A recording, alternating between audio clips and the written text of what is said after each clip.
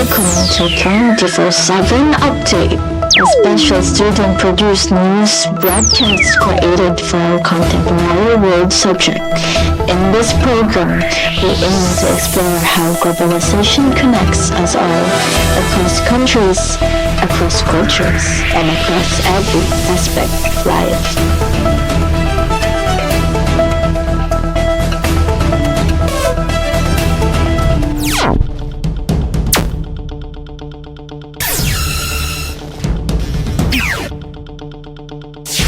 Good morning, Coronadaleños, and welcome to 24/7 Update, your trusted source for the news that matters, wherever it happens, whenever you need it.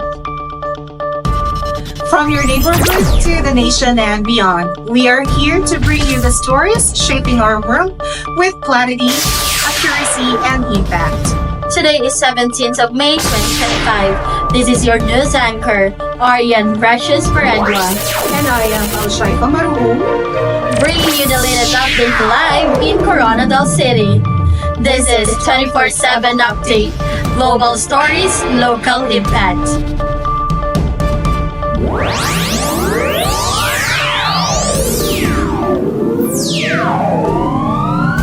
For today's headlines, for the local news. Coronadal launches Kadiwa ng Pangulong Murang Bigas program for affordable rice and farmers. Sustainable development, health and food security in Coronadal City. Population growth spurs inclusive planning in Coronadal. For the national headlines. 2025 election highlights importance of informed and active citizenship. Senate grants Filipino citizenship to Chinese man despite concerns. Global population trend shifts dramatically. For today's international stories, Global citizenship in focus. Nation embrace inclusive policies amid migration shifts. Philippines reaffirms commitment to sustainable development at United Nations Poland. Philippines launches multi-sectoral nutrition program information system. For the local sports update, SEG, Serve and Spike. Physical education culmination hits up at St. Alexius College. and lastly, for the juicy showbiz updates. Catherine Bernardo champions Filipino farmers with new organic cafes.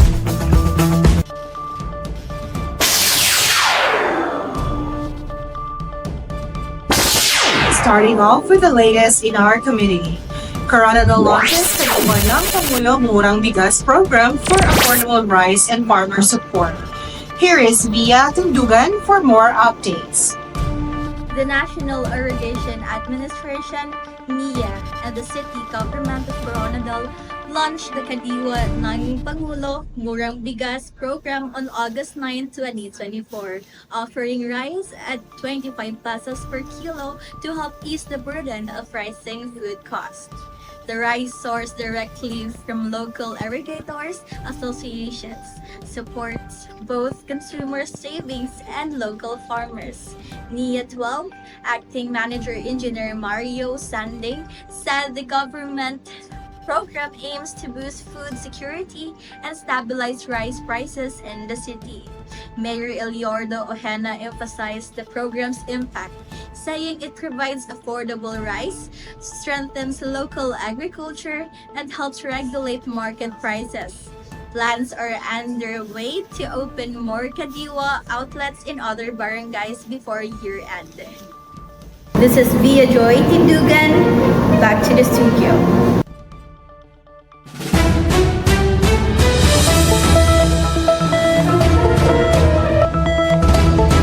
Sustainable development, health and food security in Coronadal City. Here is Alex Ponce for more update.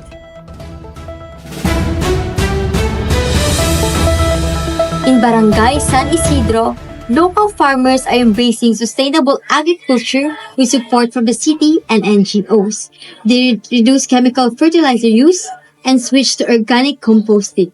This shift not only protects the environment but also boost soil health and long-term productivity. Meanwhile, in the fight against malnutrition, the city has launched the Nutri-Coronadal program.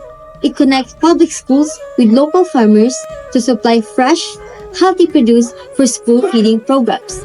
The goal to improve children's health while supporting local agriculture. This effort show how Coronadal is working toward a greener, healthier, and more food secure future. This is Alexiandria Ponce, back to studio.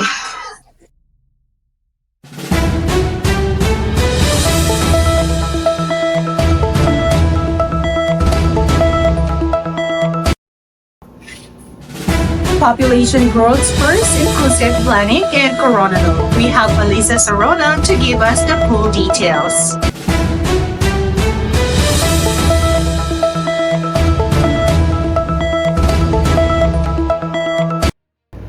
With the city's population now exceeding 200,000, local officials are revisiting urban and rural development plans to adapt to changing demographic trends.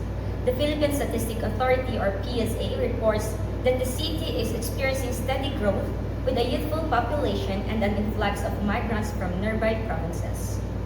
The City Planning and Development Office or the CPDO is now implementing data-driven policies under the Barangay Development Program or BDP.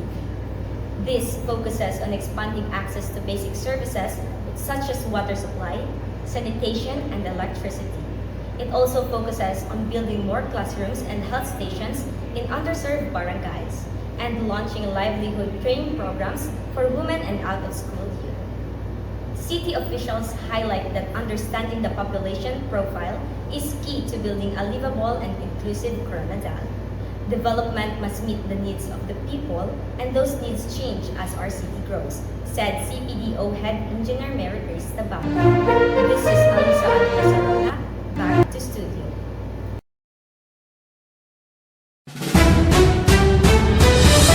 Heading on to our national updates, 2025 elections highlight importance of informed and active citizenship. Here is Rachele for further news.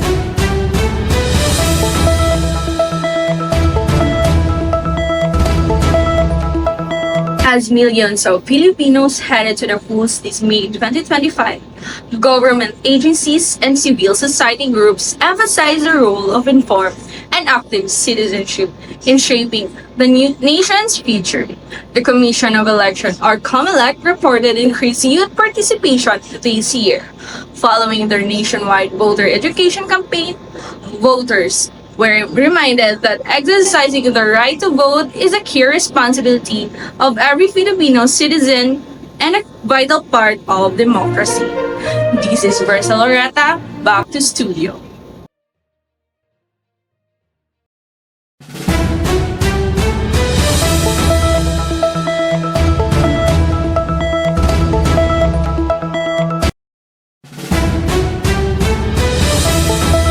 Grants Filipino citizenship to Chinese men despite concerns. Here is Jamby Mocan for more updates.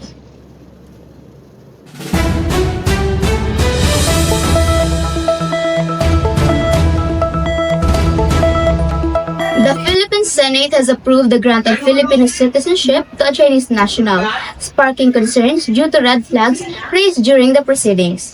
The individual, identified as a businessman, was granted citizenship despite issues related to his background, including questions about his loyalty to the Philippines. Some lawmakers voiced apprehensions about potential security risks, but the approval was carried out under the principle of due process. The decision has prompted calls for more scrutiny in future citizenship applications. I am Jamby Mocan, back to the studio.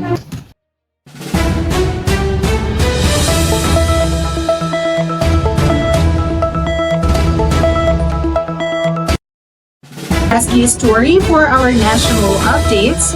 Global population trends shift dramatically. Here is Lawrence Parlero to give us the full news story.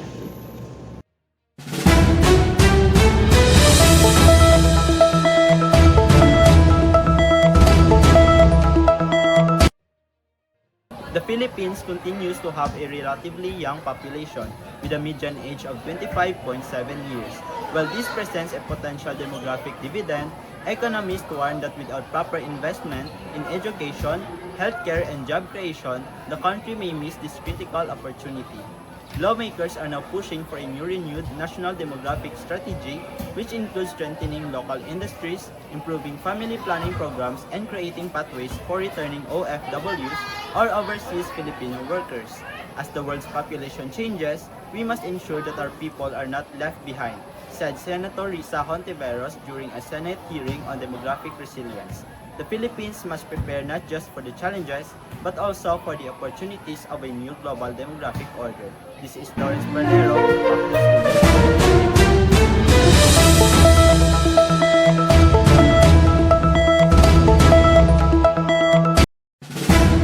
The globe. Here are the international updates. Nations embrace inclusive policies amid migration shifts. Giving you Shanghai call for the whole news update.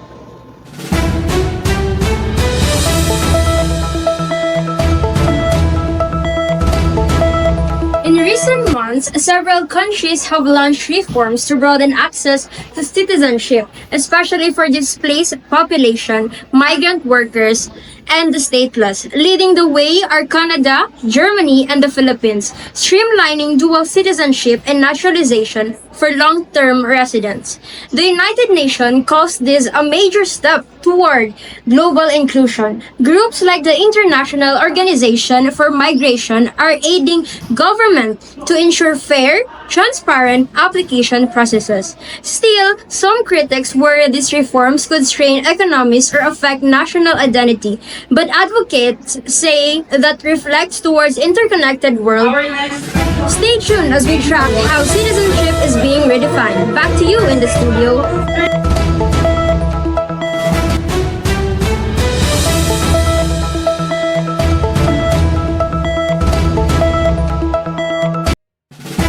Philippines reaffirms commitment to sustainable development at United Nations Forum.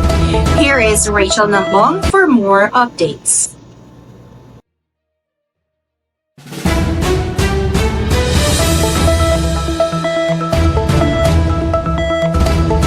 The Philippines reiterated its commitment to the 2030 Sustainable Development Agenda during the 11th Asia-Pacific Forum on Sustainable Development in Bangkok. Led by NEDA Undersecretary Rosemary Edalion, the delegations highlighted progress on climate actions SDG 13 and Peace SDG 16. The country also co-hosted an event on sustainable agriculture, missionary with UNICEF and NEPA, underscoring its focusing on sustainable agriculture. This is Rachele Ann M. Nambong, back to studio.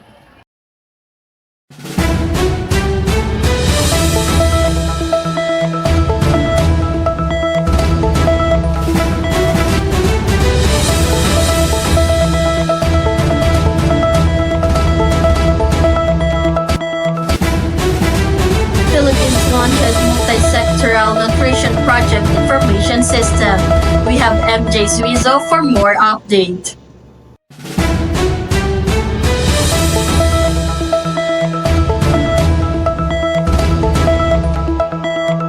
The Philippine government has launched the Philippine Multi-Sectoral Nutrition Project Information System, a digital platform integrating data from national agencies and local government units to combat malnutrition, particularly childhood stunting. The system features a mobile app for data collection, a web-based management system, and a visual dashboard for real-time monitoring and decision-making. Initially implemented in pilot areas like Quezon, Samar, Davao Occidental, and Sarangani, the project aims to inform a nationwide rollout backed by global partners like the World Bank and UNICEF. This initiative showcases the government commitment to leveraging digital innovation for improved outcomes. This is MJ Suizo back in studio.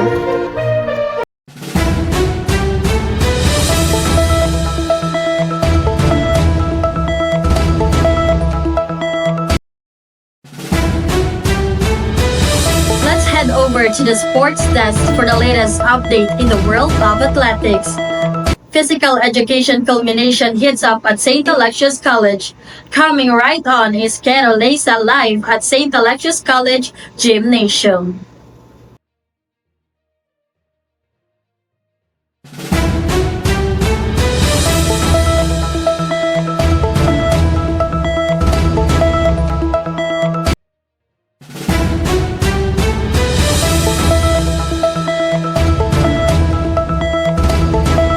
Held at St. Alexius College Gymnasium, the interclass volleyball match brought together different students from different departments. The interclass volleyball match brought together different students in different departments in fierce but in friendly competition.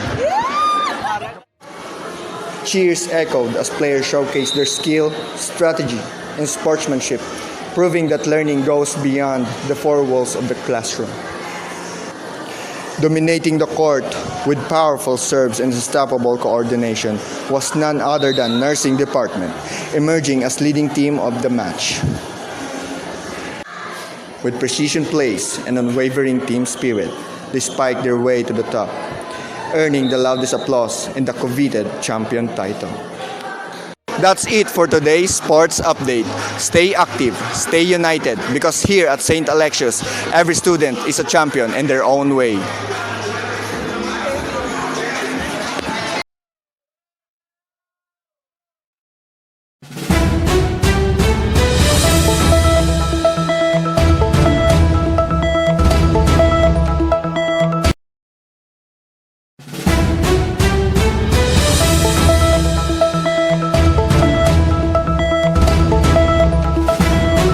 And now, some entertainment and showbiz buzz to wrap things up. Catherine Bernardo champions Filipino farmers with new organic cafe. Here is Joevimel Tongcua to give us the scoop.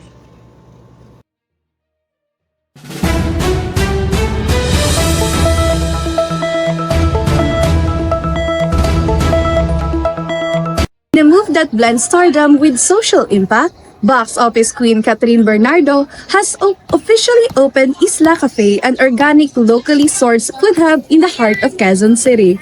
More than just a business, Catherine says the cafe is her personal advocacy to support Filipino farmers and promote healthy, sustainable eating among young Filipinos. The cafe sources ingredients directly from local agricultural cooperatives, giving fair trade opportunities to farmers across Luzon. Catherine also recently renewed her Filipino passport, or Philippine passport, says it's her part of her commitment to use her platform as a proud Filipino citizen for something greater. Tayong mga artista, may boses tayo. Gamitin natin ito para sa ikabubuti ng kalusugan, ng kalikasan, at ng kabuhayan ng mga Filipino, she shared during the lunch. The actress plans to hold educational pop-ups at the cafe focused on sustainable living and nutrition, especially targeting youth and families.